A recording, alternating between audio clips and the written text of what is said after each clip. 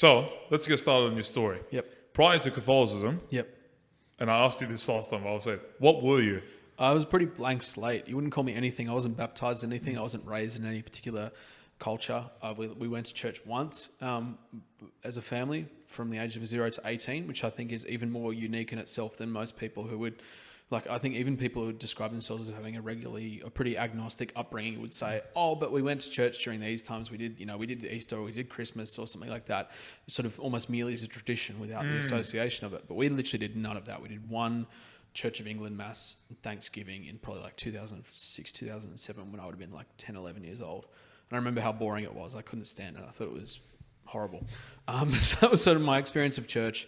So yeah, my grandma had been Catholic, my mum's mum, and very Catholic. Like Sunday every week, she'd always go to church, but she didn't, like if you went to her house, I can't really remember like there being a cross or a Mary or anything like that. But we sort of knew that she was church, but that was kind of like what grandma did more than anything else. It wasn't like, I never asked her any questions about it.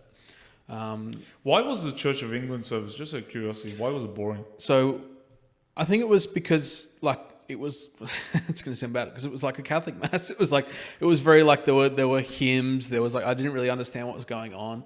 And I think that's the thing as well. Like even, I suppose if you've got parents who you can lean on and you can be like, what's going on here? They might be able to have a really good explanation if they've been brought up the faith. But my parents, they're sort of going like, I don't know. It's just sort of the way it is. And I think that's something that a lot of people would walk into a Catholic mass, and if they don't understand what's going on, they could very easily go like, what is this? Why are we doing all this? There's a lot of words and it doesn't make a lot of sense, And I think that when you break it down, you go, oh, there is so much meaning behind everything. Oh, yeah, absolutely. But if you don't know any of that meaning, it's very easy to walk in there and just see absolutely no meaning at all.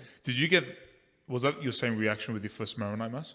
No, first Maronite Mass was more so like freaking out or being a bit more overwhelmed by it because I was trying to pay attention because I would have been like 21 or 22 years old. So I was trying to understand what was going on. I was trying to follow along. So it wasn't boredom by any stretch of the imagination. It was like the opposite of being like overwhelmed and like, what is going on and oh my goodness. And yeah, I wouldn't say I had much of an understanding of the elements behind everything, but it was sort of, I was trying to take in as much as possible.